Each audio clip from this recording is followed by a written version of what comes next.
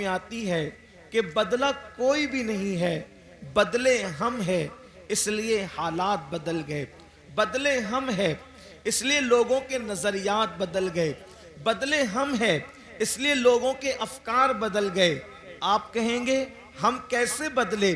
تو یاد رکھیں یہی ہندوستان کی سرزمین ہے، اور اسی طرح دوسری زمینوں کا بھی آپ جائزہ لیں۔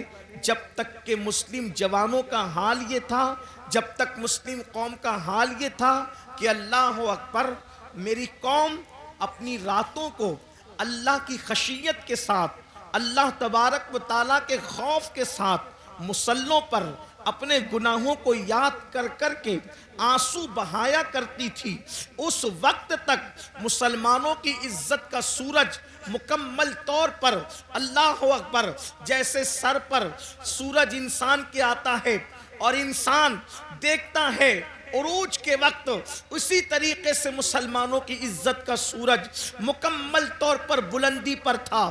دنیا کی دوسری قومیں مسلمانوں کے سامنے کاسے گدائی لے کر کے کھڑی ہوئی تھی، چاہے وہ علم کا میدان ہو، چاہے وہ تجارت کا میدان ہو، چاہے وہ علوم و فنون کا میدان ہو۔ کب تک؟ جب تک مسلمانوں کی راتیں اللہ کی خشیت سے گزرا کرتی تھی، جب تک مسلمانوں کی راتیں عشق مصطفیٰ میں آنسو بہاتے ہوئے گزرا کرتی تھی، جب تک مسلم جوانوں کا حال یہ تھا کہ حسن اگر دعوت نظارہ دے رہا ہو تو مسلمانوں کی نگاہیں حیا سے جھک جایا کرتی تھی، اس وقت تک مسلمان عزت کے ساتھ جی رہا تھا۔ اس سرزمین کا غیر مسلم بھی مسلمانوں کے سامنے اپنی نگاہوں کو جھکاتا ہوا اور اپنی پلکوں کو گویا کہ مسلمانوں کے سامنے جھکا کر کے اس کا استقبال کرتا ہوا نظر آتا تھا۔ اللہ اکبر! لیکن جب سے ہم بدلے ہیں، جب سے ہم تبدیل ہوئے ہیں، حالات بدلتے جا رہے ہیں۔ اور اچھی طرح سے سن لو، ریلیاں نکالنے سے ہمارے یہاں انقلاب نہیں آنے والا، بلکہ دنیا میں انقلاب نہیں آنے والا، تقریروں سے، کانفرنسوں سے انقلاب نہیں آنے والا، جب تک کہ ہم خود تبدیل نہیں ہوں گے، جب تک کہ ہم خود نہیں بدلیں گے، اس وقت تک انقلاب نہیں آئے گا۔ میرے پیارے آقا صلی اللہ علیہ وسلم کے پیارے دیوانوں، میری قوم کے کسی مفکر نے کہا اگر حالات بدلنا ہے تو جیل بھرو تحریک شروع کرو، حالات بدل جائیں گے۔ میں نے کہا غلط، جیل بھرو تحریک سے حالات نہیں بدلیں گے، مسجد بھرو تحریک سے حالات بدلیں گے۔ سبحان اللہ! نعرہ تکبیر، نعرہ رسالت، مسلک اعلی حضرت، فیضان اعلی حضرت۔ ہم جیلوں کے لیے پیدا نہیں ہوئے، ہم مسجدوں کے لیے پیدا ہوئے ہیں۔ جتنی محنتیں لوگ جیل کے بھرنے کی تحریک میں کرنا چاہتے ہیں، لوگ اتنی محنتیں سچے دل سے مسجد بھرو تحریک میں کریں۔ اللہ کی عزت کی قسم، جتنی تعداد میں مسلمان فجر کی نماز میں پہنچتا ہے، اتنی تعداد میں مسلمان، جتنی تعداد میں مسلمان جمعہ کی نماز میں پہنچتا ہے، اتنی تعداد میں اگر مسلمان فجر کی نماز میں پہنچے گا تو انشاءاللہ پھر دیکھنا کیسا انقلاب آتا ہے۔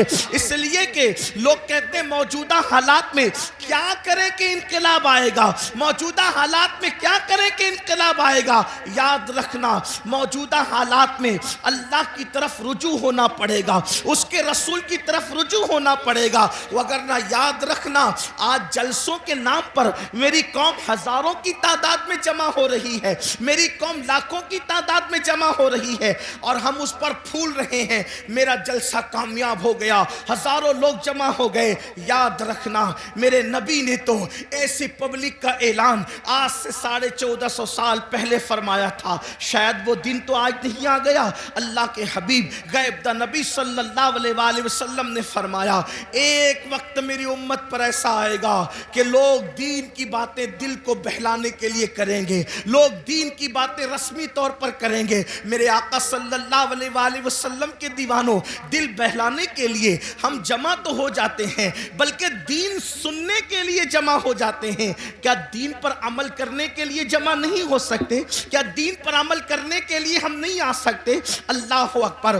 آج اگر میرے جوان سے کہا جائے کہ میرے بھائی چل نماز پڑھ، تو بہت آسانی کے ساتھ لوگ کہہ دیتے ہیں مولانا ٹائم نہیں ملتا، مولانا وقت نہیں ملتا۔ میرے بھائی یاد رکھنا، تجھے کس نے کہا کہ وقت ملے تو نماز پڑھ؟ نہیں نہیں، قرآن کہتا ہے ان الصلاۃ کانت علی المؤمنین کتابا موقوتا، کہ مومنوں پر مقررہ وقت کی پابندی کے ساتھ نماز فرض ہے۔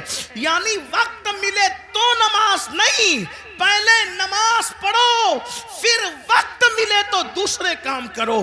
ہم پر پہلے نماز فرض کی گئی ہے، اور انقلاب کیسے آئے گا، تبدیلی کیسے آئے گی؟ یاد رکھنا، جب اللہ تبارک و تعالی کسی قوم سے مدد کا ہاتھ اٹھا لیتا ہے تو پھر وہ قوم تباہ اور برباد ہو جاتی ہے، وہ قوم تباہی کے دہانے پر پہنچ جاتی ہے۔ کیا آپ کو نہیں پتا؟ اللہ اکبر، سیدنا فاروق اعظم رضی اللہ تبارک و تعالیٰ عنہ، ان کو شہید کرنے کے لیے ان پر حملہ کیا ہے فیروز نامی ایک شخص نے، ایک مجوسی نے، اور زخموں سے خون بہ رہا ہے، زخموں سے خون رس رہا ہے۔ ایسے عالم میں فاروق اعظم تیمم کرتے ہیں، اور تیمم کر کے اٹھ کر کے کھڑے ہوتے ہیں۔ کسی نے کہا امیر المومنین، پورا وجود لہو لہان ہے اور آپ نماز کی تیاری کر رہے ہیں۔ فاروق اعظم فرماتے ہیں میں نے انہی کانوں سے اپنی آنکھوں کی ٹھنڈک مصطفیٰ جان رحمت سے سنا ہے کہ جس نے نماز چھوڑ دی اس کا دین میں کوئی حصہ نہیں، اس لیے کہ نماز دین کا ستون ہے۔ آپ مجھے بتائیں نا، آج اللہ اکبر، اگر آپ کے گھروں سے دھواں اٹھ رہا ہے، اگر آپ کے گھروں کو جلایا جا رہا ہے، یا تمہیں گھر سے بے گھر کیا جا رہا ہے، تو تھوڑی دیر تصور تو کرو، جو قوم اللہ کے گھر کو ویران کر دے، کیا اس قوم کے گھروں کو ویران نہیں کیا جائے گا؟ مجھے بتاؤ، تمہارے گھروں پہ بلڈوزر چل رہے ہیں تو تمہیں اتنی تکلیف ہو رہی ہے، برسوں سے تم نے اللہ کے گھروں کو ویران کیا ہے، کبھی یہ تو سوچا ہوتا؟ یاد رکھنا، میں کسی کی حمایت یا مخالفت کرنے نہیں آیا، لیکن میری قوم کے جوانوں ہزاروں کی تعداد میں یہاں جو ٹھاٹے مارتا ہوا سمندر موجود ہے، اللہ کی عزت کی قسم، اگر محسوس کر